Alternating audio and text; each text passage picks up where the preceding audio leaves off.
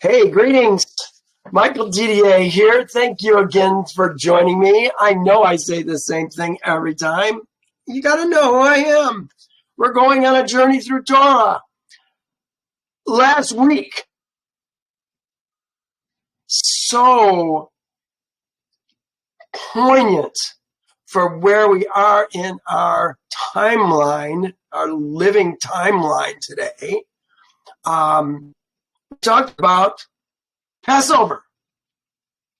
Passover is the time of life. It's the time that a man is born a second time, or can be. Not a woman. We're not talking about a woman. If your man is born a second time, and he's bone of you're bone of his bone, flesh of his flesh, you are. If he becomes a son, you become a daughter.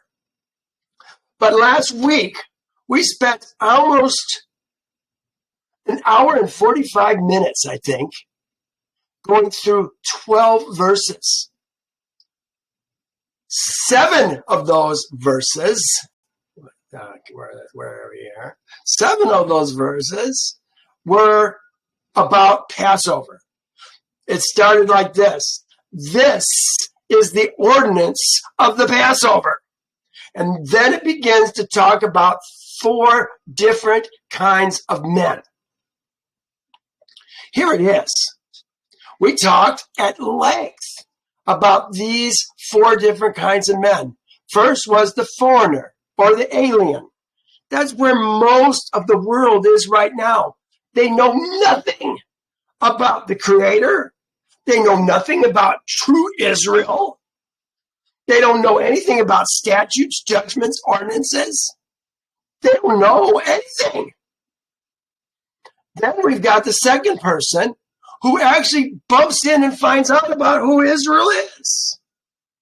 I got that far at one point, especially when I bumped into a man who was wearing tzitzit.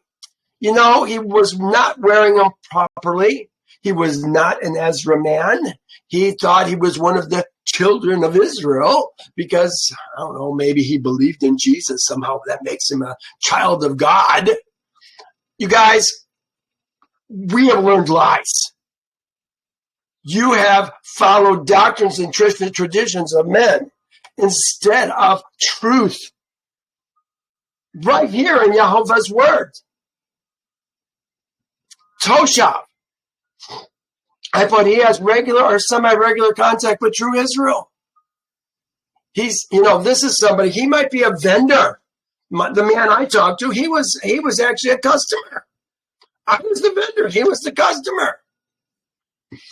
He still maintains his citizenship in another kingdom. Yes, yes, yes. You cannot say you're Yehovah's. It's about the kingdom. You can't be in 2 kingdoms. What's the first commandment he gave his Ezra men? I am Yehovah who brought you out of the land of Egypt, out of the house of bondage. You shall have no other Elohim before my face. I know when I gave back my driver's license, I was fighting with the court at the time. And I distinctly remember their lawyer saying, Your Honor, we have no authority over this man, or no control over this man anymore. Because they use your driver's license to control you. They may dwell in Israel, the proper Israel, but they're not Israel. He does not share Israel's laws, values, traditions, goals. He doesn't even know what they are. He may be drawn to true Israel, but he considers their way strange. Yeah, well, we've gone through that. So now we have the Ger. The Ger is the man who's going to leave the kingdom of his birth and join himself to Israel. I did that in 2000, maybe 2005. 2000, I signed my driver's license under duress and stopped using a date of birth, which is not the date you were born, by the way. 2 different things. We've been tricked. Well, I became a Ger at that time. And I started following all of Yahovah's statutes, judgments, and ordinances. And at one point, because I wanted to follow Yahovah fully, I read these very scriptures with some friends, and we kept, as best we could, a real Passover. And it wasn't until after, and I kept that Passover because of my bad thinking, my stinking thinking.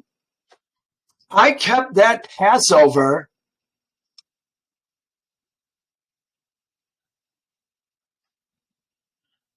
well, let's just say I kept it dragging my heels because, after all, isn't Jesus the Passover lamb that takes away the sins of the world? Yeah, stinking thinking. No. When Jesus supposedly was talking to Nicodemus, he said, are you a teacher of Israel and you don't know these things? It has nothing to do with the New Testament. It has everything to do with the Old Testament. This passage in particular. So this, in 48, we had the stranger who has joined himself to Israel, and now he's going to keep all of Israel's laws, no matter where he's at. He's dwelling on earth as in a strange country. How did it say? Abraham dwelt in the land of promise as in a strange country. It says that in Hebrews. Well, here is the kicker. I'm going to start at 48. And when a stranger dwells with you, you is Israel, the Ezra men. The ger is the stranger. Let me put it in real. Let's see if I have it here. I think I do.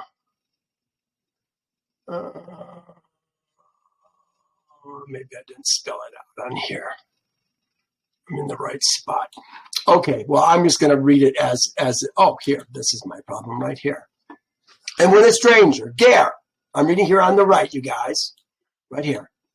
And when a stranger, a ger, dwells with you to keep the Passover to Yahovah, let all his males, his zakar, these are all the males of his household, be circumcised, and let him come near and keep it. And behold, exist. He will exist as a native of the land. Look at it, says, as a native of the land. Haaretz.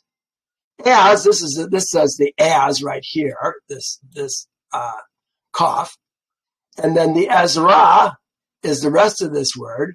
This is the man who is born a second time. But you know what? It says as a native. A lot of times it gets translated as to a native of the land. Here, or they say a native born. One law shall be for the native born. They don't call it Ezra. They don't know what to call it. But a native of the land, he shall be as an Ezra, the land's Ezra. Really, that's what it is. The land's Ezra.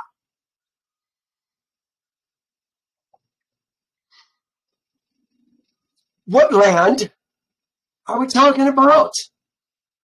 This was happening in Egypt. Is he going to be a native of the land of Egypt? See, we've got to think bigger.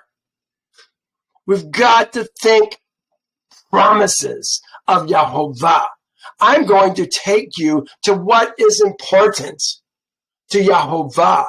The promise that he made to Abraham, Isaac, and Jacob was always about two things. Can you guess what two things I'm talking about? Feel free to jump in, anybody, if you know. There's two things that were important to Yahovah. Here they are. It's the land and the seed. The land and the seed. Listen, and Yahovah appeared to Abram and said, unto thy seed, I will give this land. And there he built an altar to Yahovah who appeared to him.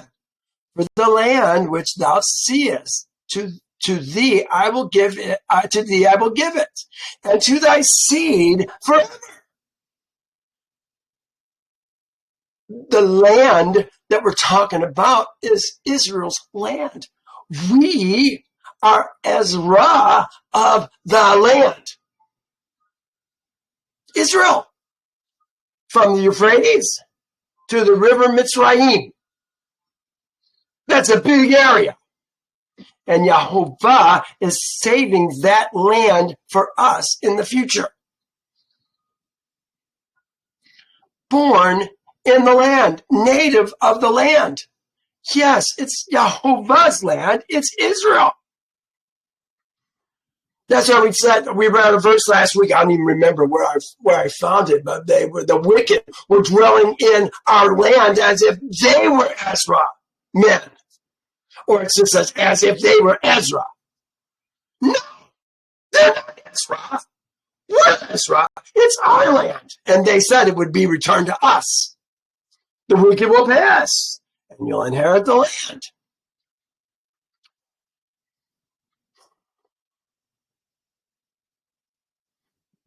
Well, there are some benefits beyond becoming a native of the land.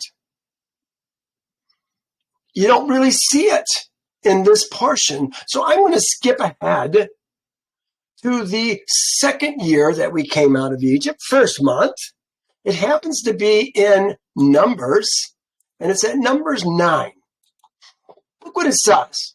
Now Jehovah spoke to Moses in the wilderness of Sinai in the first month of the second year after we had come out of the land of Egypt, saying, let Israel's seed, you know what? We talked about this last week. We saw, and I demonstrated to you, if you got eyes to see, ears to hear, a mind that understands, I showed you and I proved to you that the Ezra men are Israel's seed. Whenever you read children of Israel, it's not children of Israel. It's not sons of Israel. It is Israel's seed. These are spiritually born men of Israel, who is renamed from Jacob to Israel after he was born again. He says, let Israel's seed keep the Passover at its appointed time. On the 14th day of the month at twilight, you shall keep it at the appointed time. At the Moed, according to all its rites and ceremonies, you shall keep it. Well, now let's drop down, because this is what I want you to see. We're going to go to 11. On the 14th day of the second month, at twilight, they may keep it. They shall eat it with unleavened bread and with bitter herbs. Exactly how we did it. According to the ordinances, they shall leave none of it until morning, nor break any of its bones. According to all the ordinances of the Passover, they shall keep it. But now listen, but the man who is clean and not on a journey and ceases to keep the Passover, that same soul shall be cut off from among his people. Is that a problem? Because he did not bring the offering to Yahovah at the appointed time. Look what it says. That man shall bear his sin. Do you want to know how sins are forgiven on a yearly basis? This is how it's done. It's at Passover. You get your sins forgiven. If you don't keep them, that man shall bear his own sins. Oh my gosh, we've lost or forgotten so many things. No, we are ignorant of so many things. Dare I say, this is maybe mean in a way, dumb on purpose. It's beyond ignorance. Some of us just don't want to know Yahweh's ways. Don't you know it's passed away? What do you think repentance is all about? You weren't doing Jehovah's statutes, judgments, and ordinances, and now you're going to start doing them. Or maybe you were doing some things that were against Jehovah's statutes, judgments, and ordinances, and now we're going to stop doing them. You see, we've got to learn differently. That's how a man becomes a ger, through repentance. Oh, I've got a lot to say about it on my site. I left links about it on my Passover, YouTube Passover link last week. You can go to those, listen to them. No, read them. Well, this is where sins are forgiven. Now, we do have a kata offering. That's a sin offering that we can bring to the temple. That's when we find out, oh my gosh, I've been sinning and I didn't know I was sinning. Oh, Father, I'm so sorry. Then we can bring an offering to Yehovah. Sometimes the whole land realizes that they've been doing something wrong and they all repent. And the priest brings a certain thing to Yehovah. That's a kata offering. I think we talk about that in Leviticus 1 or 2. I forget which one it is, which one comes first. Maybe it's Leviticus 4 even. At any rate, you've got to become an Ezra man if you want to find eternal life. There is no eternal life without becoming a ger, circumcising yourself and all the men of your household, and partaking in the Passover. That's how it's done. And we do that every year to reaffirm our covenant with Yehovah. Because the man who won't do it, his sin shall remain on him. He's going to get kicked out from among his people. But the man who is clean and not on a journey and ceases to keep the Passover, that same man shall be cut off from among his people. You don't want to get cut off from among your people. All right, I'm going to let that rest. You've got, I've got so much more. This has been a busy week for me. Let me show you what I've been doing this week. This is my website, weareisrael.org. There it is right there. This particular image is on the home page. And I put together a Hebrew calendar this week. This month, April 9th, actually happened a day early. I didn't think they would see the moon unless they had absolutely perfect conditions. And I mean, it was so thin that I didn't think they would even see it with perfect conditions. So I was predicting the 10th. I'm rarely wrong, but I was wrong. And it was the 9th that happened. So I was planning on having my Passover on the 24th. Instead, it's going to be on April 23rd. Here's all the new moons for this next year, if anybody's interested. Here's the calendar. Passover is going to be Tuesday, April 23rd. First day of unleavened bread is going to be April 24th. And the last day is going to be April 30th. Both the 24th and the 30th, because they have an asterisk by them, is a high holy day, a holy convocation, a high Sabbath, if you will. I did not put the first fruits day on that. It happens to be the evening of the 28th through the evening of the 29th. But I did put Shavuot on here, which is calculated from that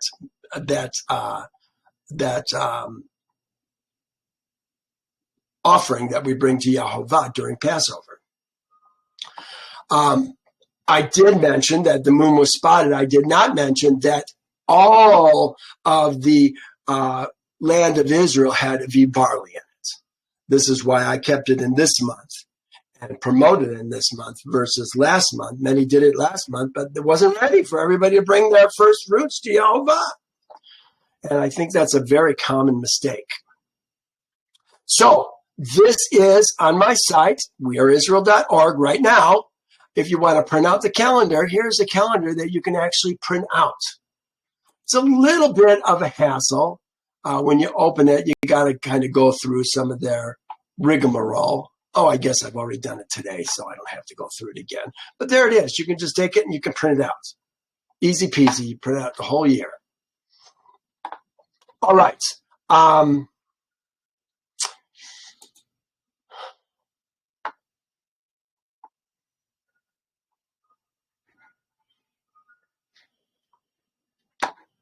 just closed my calendar, but I guess I don't need it anymore. All right. I want to continue. We left off on chapter 13 last week. No, chapter 12 last week. And we need to now do, here's 12. And the last thing we talked about was the very same day, one law shall be for the native born and for the ger who dwells with you, the Ezrach, and for the ger who dwells with you. When he talks about love your neighbor as yourself, he's not talking about the people next door, you guys. When he talks about taking care of your widows and orphans, he's not talking about the widows and orphans in Babylon. He's talking about your widows and orphans. He's talking about the stranger who dwells with you. He's the neighbor who dwells with you. Love your neighbor as yourself. Ezrach are the ones who wear the tzitzit. Ezrach are the ones who go to all the feasts. 3 times a year, all your males shall come before Yahovah. He's not talking about the world. He's certainly not talking about the Toshav, the Ben Nakar. I don't even think he's talking about the ger necessarily, except at Passover. No, he's talking about the Ezra men. It's the Ezra men who got the 10 Commandments on Sinai. 3 days before, he said, don't go near a woman. There were no women on Sinai. There were no ger on Sinai. There were probably no servants on Sinai. There was Ezra men on Sinai. All right. So we are going to go to 13. And I'm going to go through this fairly fast today. We had a long talk last week. I want to try and keep it a little bit shorter this week, but I tried to give you the best parts of last week at the beginning of this week. And remember, if you're not ready by the 23rd to keep a real Passover, you got another month. Figure it out what day it's going to be, or call me and I'll help you. Easy peasy. You can do it in another month. You know, isn't it gracious of Yahovah that he has actually given us 2 times to become Ezra men in the same year? He doesn't want us to miss it. If we're on a journey, we can keep it in the second month. That thing that I was reading you about, that was the second month that we were talking about, where all your sins will be forgiven you. All right. Here we are, 13:1. Then Yehovah spoke to Moses, saying, consecrate to me all the Bakor, whatever opens the womb among Israel's seed, both man and beast. It says both Adam and Behema is mine. But we're talking about Israel's seed. Not talking about U.S. citizens, New Zealand citizens, Australian citizens, Canadian citizens. No, we're talking about Israel's seed. All that opened the womb. You know, I like this way that they write this. It says, consecrate to me all the Bakor. We know the Bakor are the firstborn males. He says, a firstling of the womb. This is about opening the matrix. Look at, I think even if you look at here, Fisher, firstling, as opening the matrix. your firstborn son, let's say I don't have a firstborn son. I have a firstborn son. It's in the next room here. But let's say I didn't. Matrix hasn't been opened because I've got to have a male to be able to have males to be able to have males. Judaism, a perversion, like Christianity, it's no different. One adds, one subtracts to Jehovah's eternal and unchanging ways. It's about opening the womb. Judaism uses the female lineage. Absurd. But, this is what they do. Remember, Esau, you had to pick a king from among your brethren. In Esau, who was not a follower, they picked kings from among the nations. It's like in your face, Jehovah. And this is what Judaism does all the time. They're not Jehovah's people. Sorry, guys. Call me a Semitic, Semite. Anti-Semitic, that's it. I'm not a promoter of Judaism or Christianity. I love Jehovah and Jehovah's ways. I'm going to follow him regardless of what anybody else thinks. Well, I think it was interesting that he wants us to consecrate to him all the firstborn. What does that mean? Originally, and we're going to see this here in the next few weeks, the firstborn were going to be the priests of Jehovah. And Jehovah decided rather than take the firstborn of Israel, the Ezra men, what did we say? Womb among Israel's seed. He decided to take the Levites. But originally he was going to take the firstborn.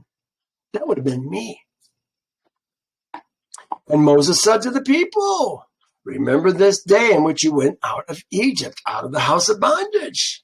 For by strength of hand Jehovah brought you out to this place. No unleavened bread shall be eaten. It's like he's going from one thing to another. Now he says, on this day you are going out in the month of Aviv. So in case we didn't know, we were in the month of Aviv. Now we know we're in the month of, actually it doesn't say the month of Aviv, in the month Aviv. It's actually in the Aviv month. It's the Aviv. This is how we know when we're supposed to keep the Passover. And it shall come to be, and it shall be, when Jehovah brings, what do I notes here? I got lots about the Aviv. I don't want to go through that again. And it shall be when Jehovah brings you into the land of the Canaanites. It says, and the Hittites. And you know what? That and is there.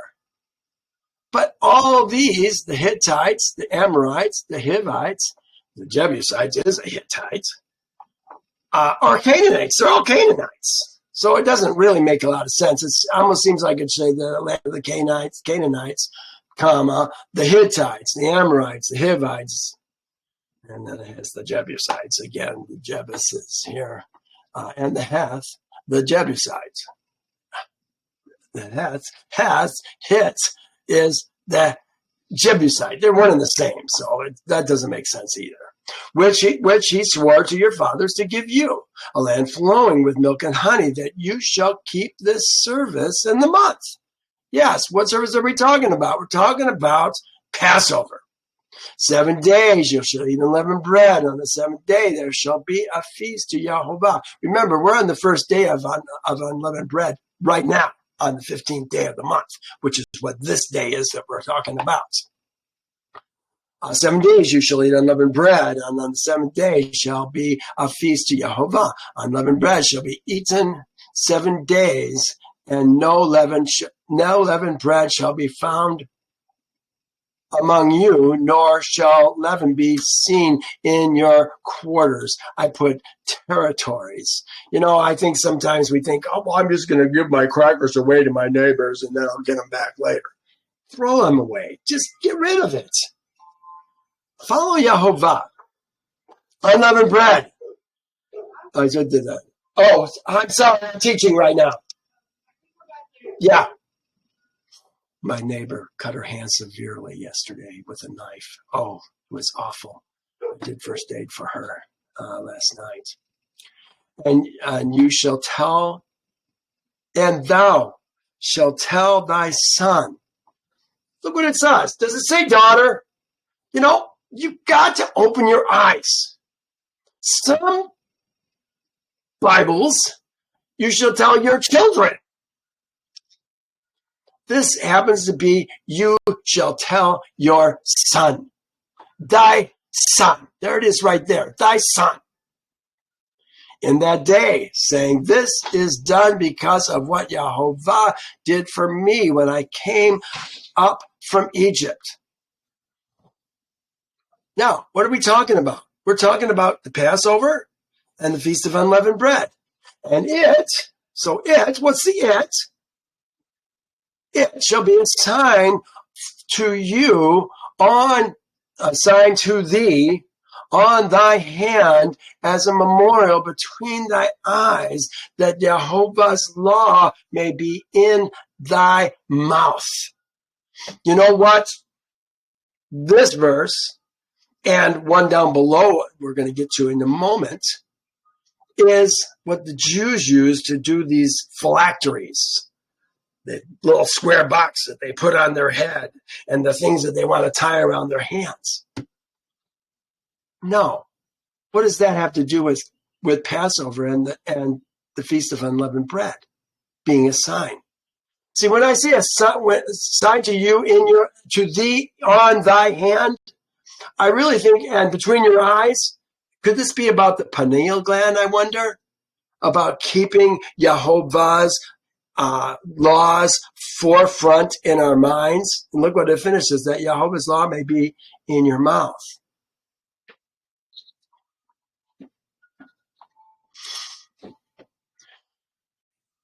Jeff Benner says, it shall be to thee for a mark. He uses the word mark. They have a memorial between your eyes, a mark between your eyes.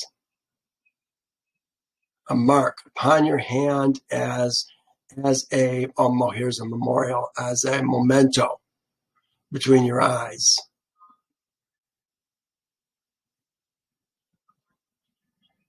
Mark, the sign of an agreement between two parties. Doesn't this make sense when we're talking about Passover as a covenant between you, me, and my Elohim, Yehovah?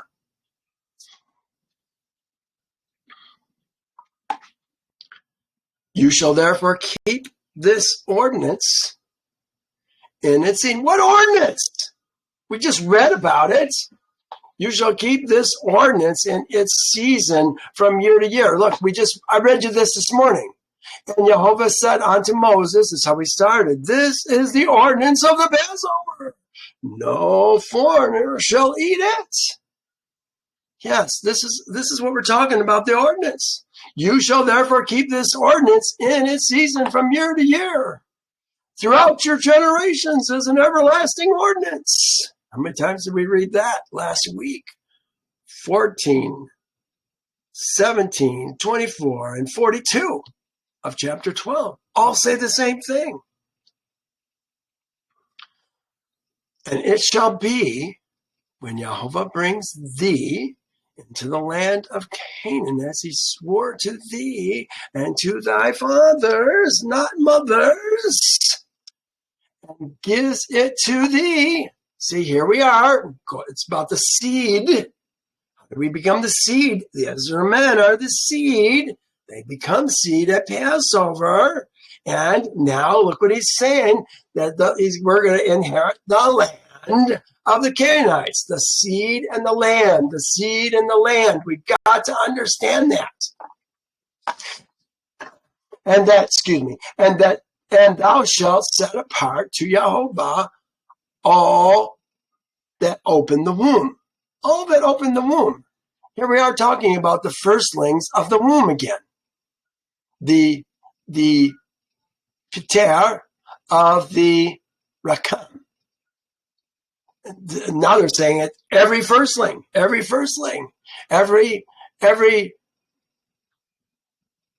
why does it say firstling? For every firstborn. Why did I put firstling, firstborn? It's the Bekor. It's the firstborn. The Bekor. Oh, maybe it's not. It's the firstling. It is firstling. L-I-N-G. Funny they would use the same word twice. Let's double check that. Firstling, guitar, matrix, all that opens, here, all the Patar, Rakam, the womb. They even say matrix there instead of womb. I think that's interesting because this is where we're starting. Male to male to male to male. Teach your sons and your sons' sons. So it does use that same word twice. I'm surprised. That comes from firstling. That comes from an animal which you have. All males shall be Yehovah. So he's really being a little repetitious here and saying what he said above once again. But every firstborn of the donkey you shall redeem with a lamb. If you will not redeem it, then, no, I'm going to say thou because it says thou. I have it in yellow for a purpose because he's talking to each man in Israel individually, each Ezrach man in Israel. Because remember, we're talking the firstborn of Israel's seed. We're talking about Ezra men. But every firstborn of a donkey thou shalt redeem with a lamb. And if thou wilt not redeem it, then thou shalt break its neck. And all the firstborn of men, the Bekor of men, among your sons, among thy sons, thou shalt redeem. And he's going to tell us how to redeem them. It's actually going to be a certain price that we pay, a shekel price, to the Levites or the priesthood. I forget which. We'll find out about that as we go through more of this. All the males, all the Zekarim, all the Zekarim shall be Yehovah's. So it shall be when thy son asks thee in time to come, saying, what is this? That thou shalt say to him, by strength of hand, Jehovah brought us out of Egypt, out of the house of bondage. And it came to pass, when Pharaoh was stubborn about letting us go, that Jehovah killed all the firstborn of the land of Egypt, both the Bekor of men and the Bekor of beasts. Therefore I slaughter to Jehovah all males that open the womb, but all the firstborn of my sons I redeem. It should be a sign. Well, what do I have here? Just the wording. It shall be a sign on, here we are again, a sign on your hand, a frontlets between your eyes. What's the word they use for frontlets here? A mark between your eyes. Oh, they use tofafa. Oh.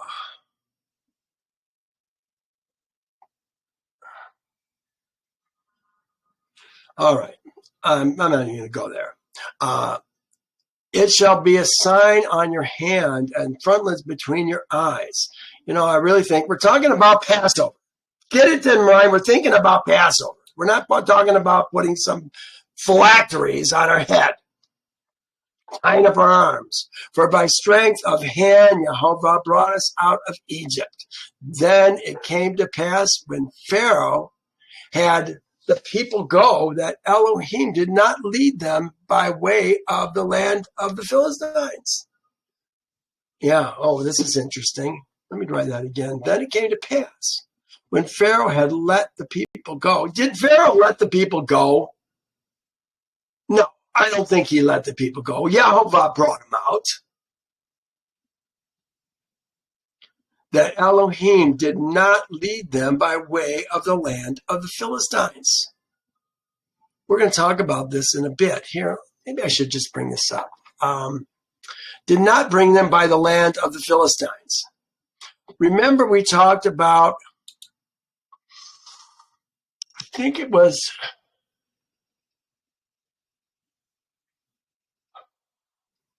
one of the tribes that left Egypt 30 years too early, thinking it was the 430th year. They were keeping track of time, but they did it from the wrong date. And so they left early. I want to say it was Ephraim, that went up, and they went to the land of the Philistines, and they got taken down. It's kind of where the dead bones, the story of in Ezekiel about the dead bones. They left early, and that was, the Philistines have always been formidable enemies. When we finally did come into Israel 40 years from now, 42 years from now, maybe, because we had to stay an extra 40 years, and we were still there 2 years, so at least 42 years, maybe 43 years before we were supposed to go, and we didn't go. We took the land of Israel, but we never drove out the Philistines. They were pretty tenacious. Anyway, we didn't go that way. That would be the direct way to the land of Canaan. We're in Sukkot. Here's Canaan here. Here's the Dead Sea. We went from here towards Elat, stopped at Etham, and then instead of going up and around, we went down and became entangled in the land. Pharaoh thought, we've got them now. They can't go anywhere. You're not going to turn around in that wadi. I'll show you the wadi in a minute. Maybe I'll show you the wadi now. I pulled up Google Maps. Here's Google Maps. Here's where we were in Goshen. Beautiful area. It's on the delta of the Nile River. It's all green. Beautiful. We had the best of the land of Egypt. We came out to this area. Yeah, maybe down in this area more. And then we were headed towards Elat. That's the spot right here. And around here, let's go in a little bit closer. Around here, here's the path probably right here. We turned on this wadi. And this wadi brought us down kind of this natural riverbed. All these rivers right here, all these wadis, rivers. When it rained, they're dry most of the time, but when it rains, you're going to get soil that's going to be washed down, and it's going to come right down to here, Nueva. This is a delta of this particular wadi. And this is where we crossed the Red Sea from. There were other areas here. I think I have. Where did I put it? Was it on my... I think it was on this map. Yeah, here's Ezengeber. There was a fort here, Egyptian fort. Here's the delta where we did crossed over. And here is the wadi where we turned from going towards Elat. We went south and got, as the Pharaoh said, entangled in the land. He thought for sure he had us. We can't turn left. We can't turn right. All we can do is go straight ahead. And if he's in our way, we can't turn around. And if we did turn around, who would be in the front? The weakest people of Israel. The elderly. Yeah, wouldn't be a good thing. So he thought he had us. Let's go back. Then it came to pass when Pharaoh had let the people go, that Elohim did not lead them by way of the land of the Philistines, although that was near. For Elohim said, lest perhaps the people change their minds when they see war and return to Egypt. He didn't want them to see war and face war and have to come back to Egypt. So Elohim led the people around by way of the wilderness of the Red Sea. And Israel's seed went up in orderly ranks out of the land of Egypt. And Moses took the bones of Joseph with him, for he had placed Israel's seed under solemn oath saying, God will surely visit you, and you shall carry my bones from here with you. And they took their journey from Sukkot and camped at Etham in the wilderness, at the edge of the wilderness. That's the map I just showed you. And Jehovah went before them by day in a pillar of cloud to lead the way, and by night in a pillar of fire to give them light. So we have a cloud by day, pillar by night. You know, Yehovah is always showing up whenever we see him in Torah, he's showing up in fire, kind of like the burning bush, the mountaintop at Mount Sinai, or he's in a cloud. Oftentimes we see him in his temple. Remember when the temple was dedicated by Solomon? The priests couldn't even go in the temple because the cloud was so thick. Yehovah had filled the temple. And he's going to come in a cloud and the second time when he returns. It's not Jesus who's coming back. It's Yehovah who's coming back. In a cloud. So when was this pillar? You know, it says, and Yehovah went before them by day in a pillar of cloud to lead the way, and by night in a pillar of fire to give them light, so as to go by day and night. They're traveling night and day. When did this cloud start? From the day I'd like to know. I'd like inquiring minds would like to know. You know, I always would like to know. Did it happen when we were still in Egypt? Did the Egyptians see it? Or was this something that just Israel saw?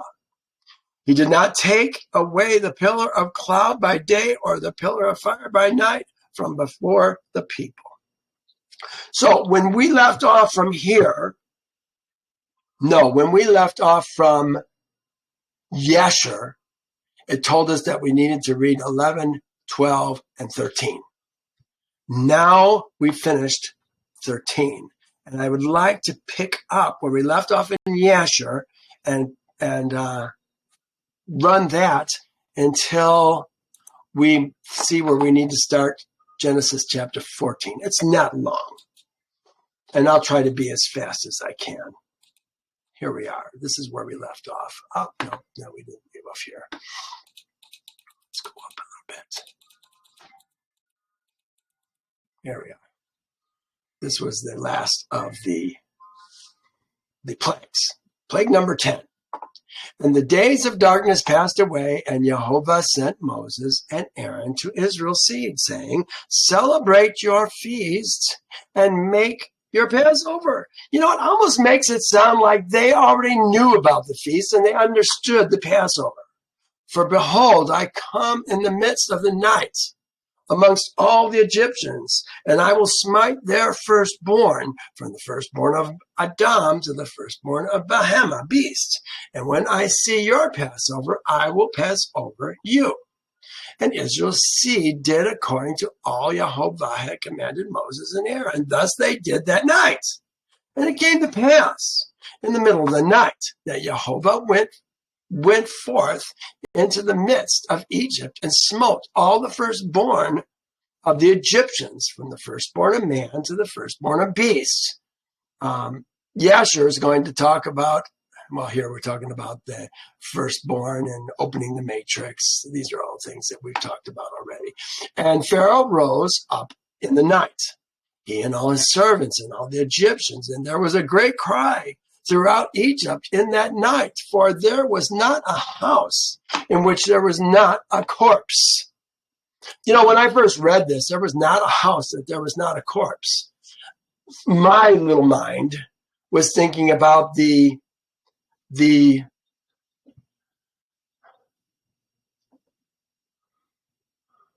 my little mind's not working right now. The modern day family, that's the wrong word that I want to use instead of the multi-generational family. Can't think of the name of it right now. I'm spacing on it. My wife, and my two, what was it? Agrarian. No, the agrarian wasn't what I was looking for. That would be how we dwelt, the kind of lifestyle that we had. But I'm looking for the family, the modern day family. There's a term that we use for that, and I'm just spacing on it for right now. Can't think of it. I'm sorry. But they don't live that way. They don't live like we live. They lived in multi-generational families also, and they, of course, had more than one corpse in those very large families. They did it like we did it. We dwelt in Egypt in large families.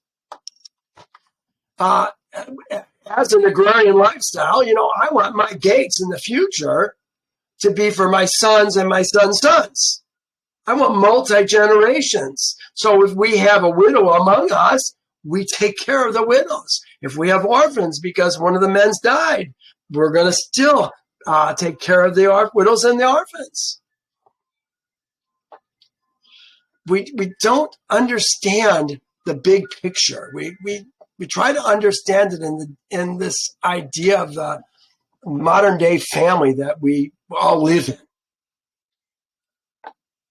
Also, the likenesses of the firstborn in Egypt, which were carved into the walls of their houses, were destroyed and fell to the ground. Even the reliefs, even the bones of the firstborn who had died before this, whom they had buried in their houses, were raked up by the dogs of Egypt on that night and dragged before the Egyptians and cast before them. Here it says in Exodus 11, we read this at one point, but against none of Israel's seed shall a dog move its tongue against man or beast, that you may know that Jehovah makes a difference between the Egyptians and Israel. You know, this verse doesn't make any sense unless you see it in conjunction with this verse. And all the Egyptians saw this evil which had suddenly come upon them. And all the Egyptians cried out with a loud voice. All the families of Egypt wept upon that night, each man for his son. Look what it says, each man for his daughter. No, there were no daughters killed. Each man for his son, being the firstborn, the Bakor, and tumult of Egypt was heard in a distance on that night. Now look who's showing up. Here's Bathia. Do you remember who Bathia is? Let me show you. Bathia is the adopted mother of Moses. She's the one who drew him out of the river and raised him until he was 18 years old. And Moses was in Pharaoh's house and was unto Bathia, Pharaoh's daughter, as a son. And Moses grew up amongst the king's children. I don't know if it says children or sons. I would like to know, but I don't know from Yasher. And these were their names. The firstborn. Look at it.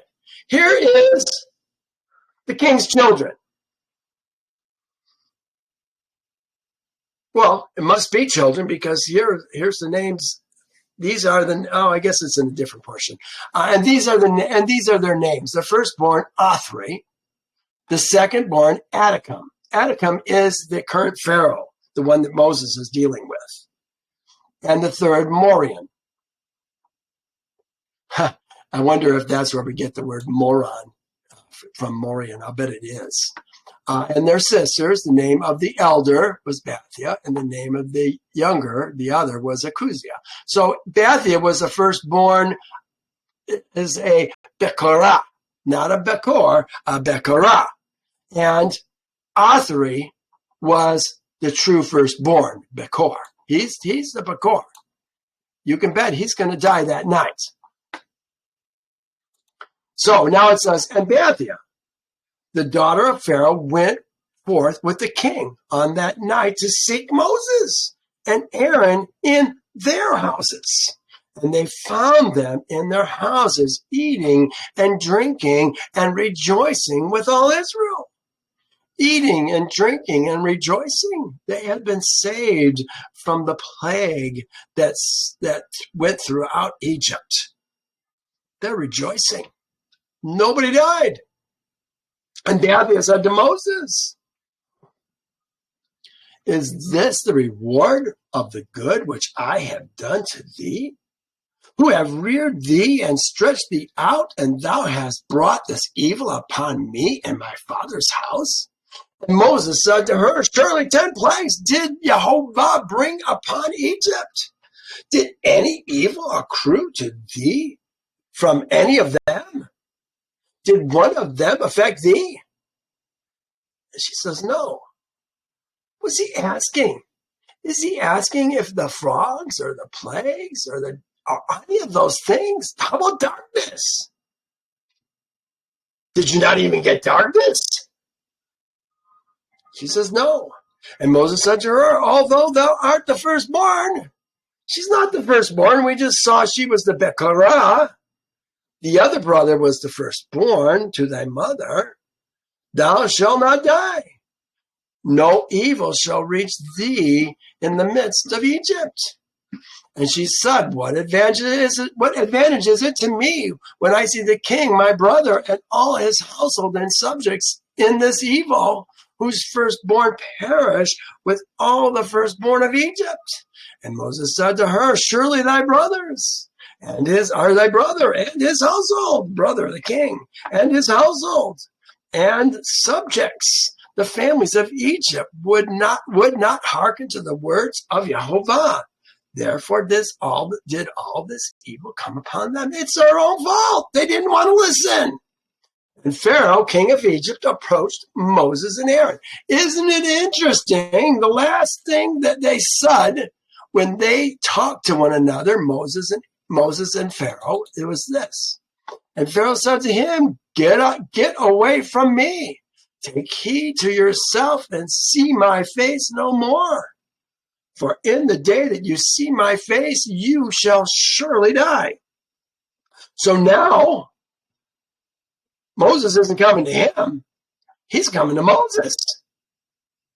And he called for Moses and Aaron by night and said, rise up. This is what we read last week.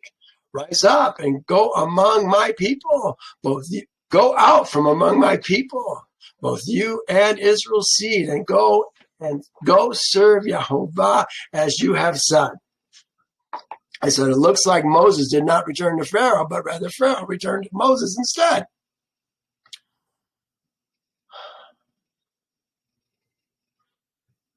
That verse we just read. Okay. Rise up and take your brethren, O Israel's seed, this is Pharaoh talking, who are in the land, with their sheep and oxen and all belonging to them. They shall leave nothing but remaining. Only pray for me to Jehovah your Elohim.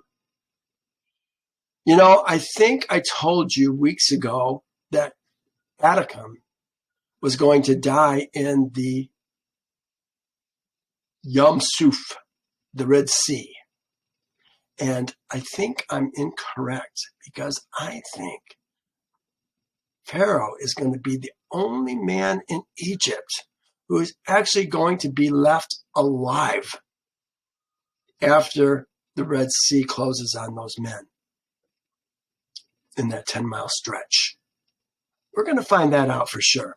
He says, rise up, take your brother. Now we did that. Only pray for me. And Moses said to Pharaoh, behold, thou art my mother's firstborn. Thou art thy mother's firstborn. He's not his mother's firstborn. We already said that the other one was. Yet fear not, for thou wilt not die.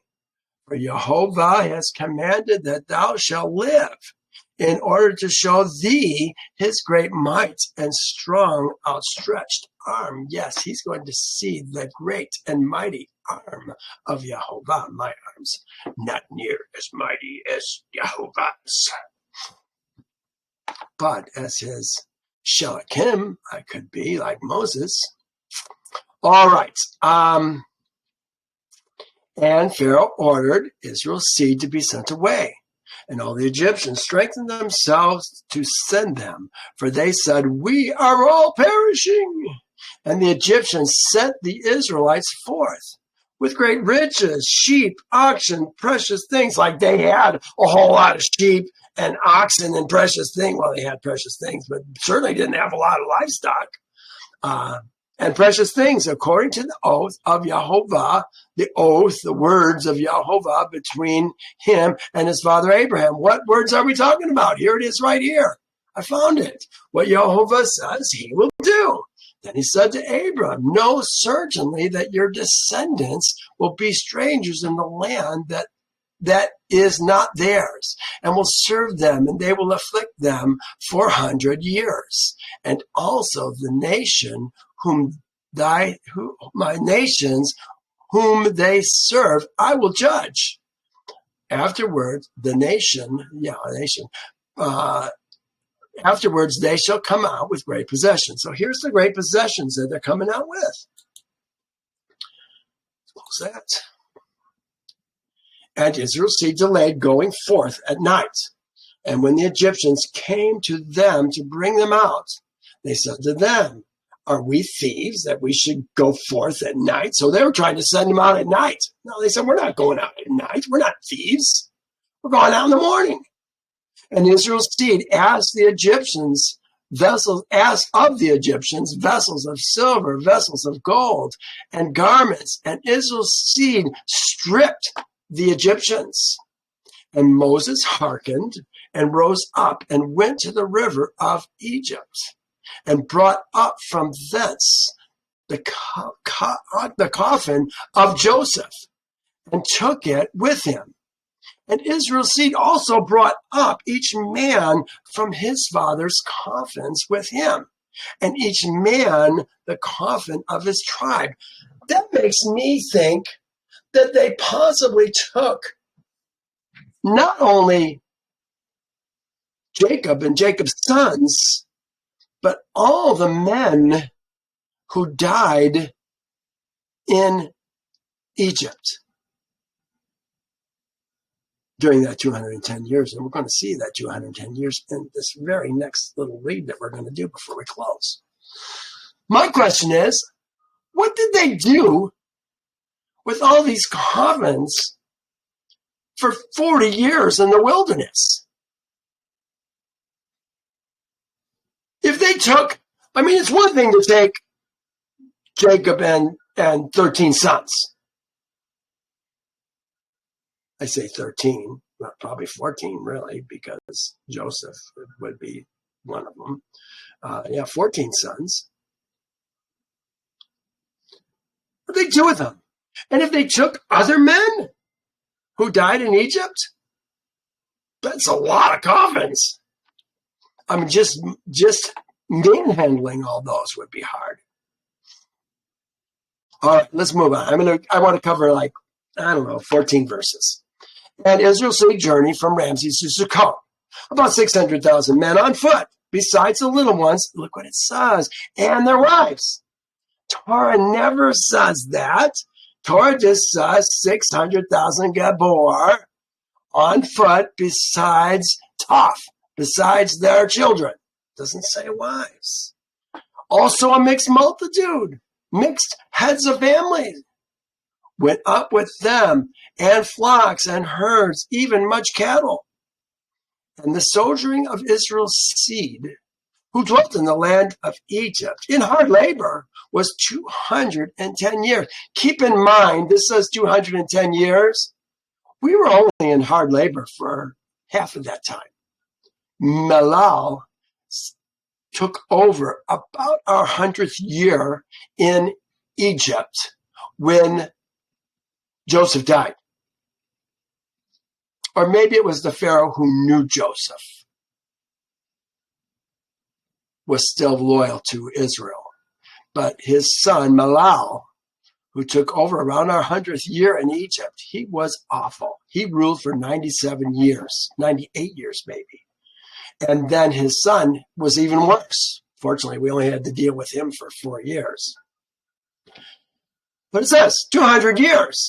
At the end of 210 years, Jehovah brought forth Israel's seed from Egypt with a great hand. Well, we talked about this last week, this 430 years. Everybody thinks Israel was in Egypt for 400. No, they weren't.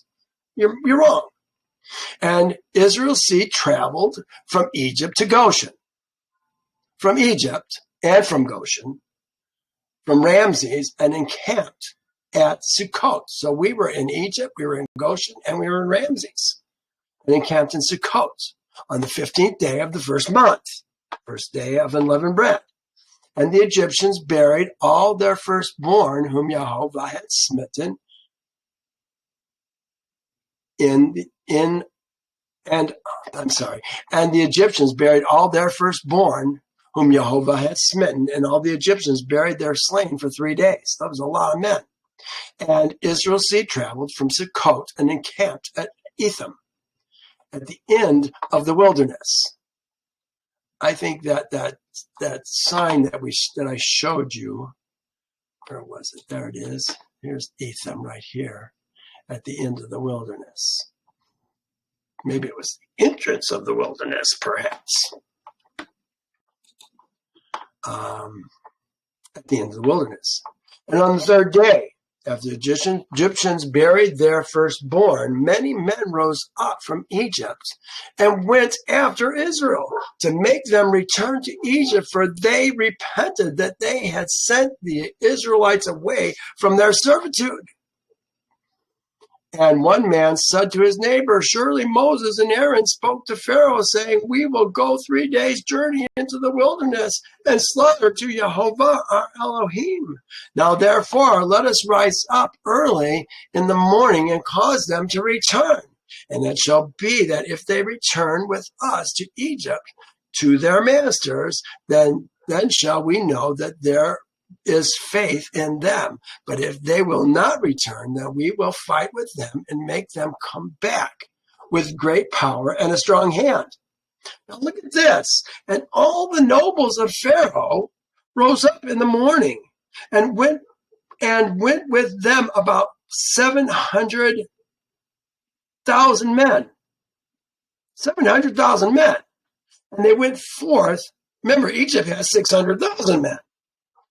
Went forth from Egypt on that day and came to the place where Israel's seed were. And all the Egyptians saw and behold, Moses and Aaron and all Israel's seed were sitting before Pi-hahiroth, eating and drinking and celebrating the feasts of Jehovah. And all the Egyptians said to Israel's seed, surely you said, we will go a journey of 3 days in the wilderness and slaughter to our Elohim and return. Now therefore, this day makes 5 days since you went. Why do you not return to your masters? And Moses and Aaron said to them, because Jehovah our Elohim has testified in us, saying, you shall no more return to Egypt. And we will betake ourselves to the land flowing with milk and honey, as Jehovah our Elohim has sworn to our ancestors. To this land and to thy seed I will give this land. And when the nobles of Egypt saw that Israel's seed did not hearken to them, to return to Egypt, they girded themselves to fight with Israel. And Yahweh strengthened the hearts of Israel's seed over the Egyptians, that they gave them a severe beating. And the battle was sore upon the Egyptians, and the Egyptians fled from before Israel's seed, for many of them perished by the hand of Israel. Yeah, 100 men were able to take on an army bigger than 400,000 Egyptians at one point when we were fighting Esau. They don't have a chance. Well, you know what? We don't see this first time that they came out after us in Torah. We're going to see the second time when they go into the Red Sea, but we're going to go through that next time. You guys, I hope that you're listening. I hope that I'm making a change in your life. We have learned doctrines and traditions of men. We have not learned Jehovah's word, as Peter called it, the oracles of Elohim. We've got to be good Bereans and search the scriptures to see what is true. The scriptures are not the New Testament. They're the law and the prophets. There was New Testament at that time. No, we've learned lies. We have a Catholic Church that's given us the New Testament. They've given us this new Savior. And it's all based on sun god worship, Ishtar, Christmas, and all the like. We've got to learn a different story. It's going to set you free. It's going to make you Yehovah's people. Do you want the blessings of Yehovah? It doesn't just come to anybody. It comes to those men who learn and do righteousness. Most of us have no clue what righteousness even is. Well, I'm here to help you. But you got to listen. We go through it little by little. Here a little, there a little. All right. Love you tons. Thank you for joining me, and we'll see you next time. Bye now.